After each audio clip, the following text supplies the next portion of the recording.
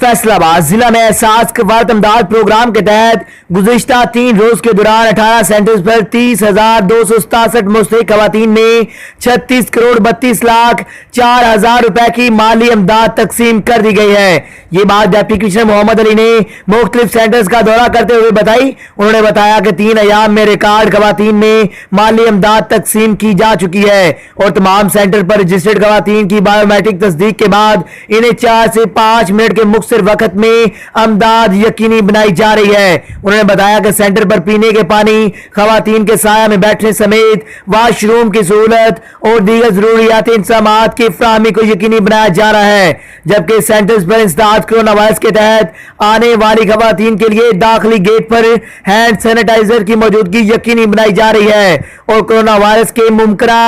खदशात के पेश नजर खवातीन को कम अज कम 1 मीटर के फासले पर बैठाया जा रहा है। डिप्टी कमिश्नर ने बताया कि पुलिस के साथ पाक आर्मी और रेंजर के दस्ते भी सिक्योरिटी ड्यूटी पर तैनात हैं।